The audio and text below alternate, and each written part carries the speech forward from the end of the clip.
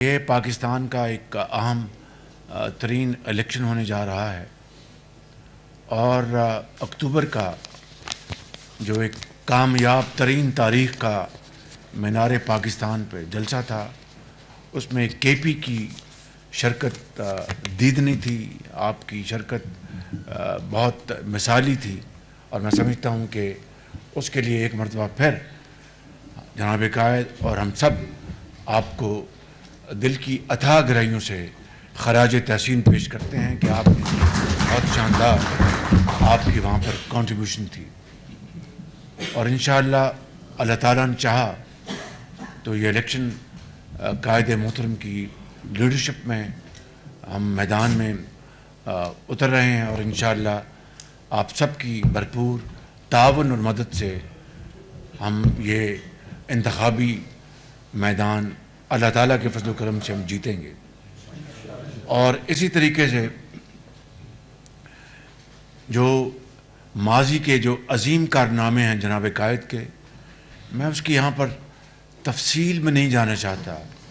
لیکن چند بڑی بڑی جو جناب قائد کی جو خدمات ہیں پاکستان کی ترقی اور خوشحالی اور استحکام کے لیے، میں اس بارے میں ضرور کچھ عرض کرنا چاہتا ہوں۔ سب سے پہلے کسی بھی ملک میں اگر امن ہوگا، استحکام ہوگا، تو ترقی اور خوشحالی کا سفر شروع ہوگا۔ اگر امن اور استحکام نہیں ہوگا تو کہاں کی ترقی اور کہاں کی خوشحالی؟ کراچی کا جو امن ہے، اس کو جس طریقے سے 2013 اور 2017 کے درمیان جناب قائد تمام اپنی کاوشوں کو بروئے کار لے کے آئے، اور جب میں 2018 کے الیکشن میں کراچی گیا تو کراچی کے لوگوں نے مجھے بار بار کہا کہ ہم نواز شریف کا ہم شکریہ ادا کرتے ہیں کہ جنہوں نے کراچی کا امن بحال کیا ہے۔ اسی طریقے سے میں سمجھتا ہوں کہ جناب قائد کی لیڈرشپ میں جو 20 گھنٹے کے جو بجلی کے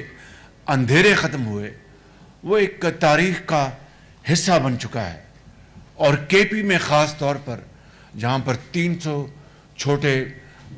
بجلی کے ڈیم اور یہ پن بجلی کے ڈیم سب جھوٹ 8 سال 10 سال بتایا گیا، اور اگر یہ 2015 سے لے کر 17 میں جناب قائد شبانہ روز محنت کر کے یہ منصوبے نہ لگاتے تو آج بھی پاکستان اندھیروں میں دھکیلا گیا ہوتا اور زراعت پیلی رہتی اور صنعت کی چمنیوں سے دھواں نہ نکلتا۔ میں سمجھتا ہوں کہ اسی طریقے سے ہمیں یہ بات ذہن میں رکھنی چاہیے کہ اگر ملک کے اندر دہشت گردی کا خاتمہ ہوا تو وہ جناب قائد کی لیڈرشپ میں، چاہے وہ ضرب عضب ہے یا رد الفساد، وہ جناب قائد کے یہ فیصلے تھے، اور پھر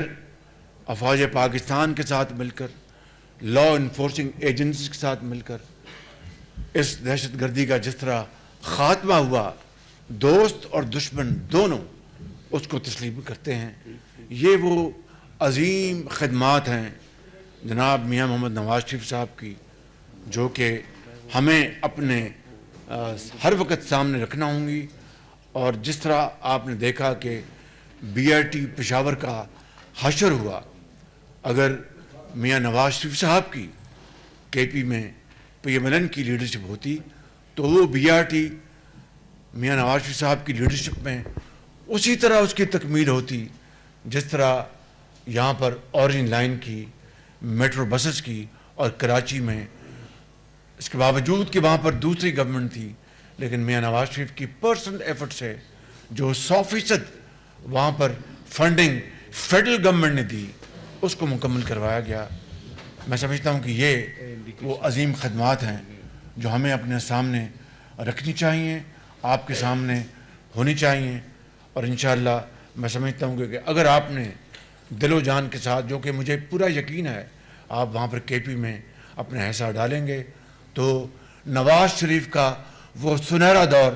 دوبارہ انشاءاللہ اونٹ کر سامنے آئے گا اور پاکستان ترقی اور خوشحالی کے سفر پر دوبارہ آپ کا بہت شکریہ.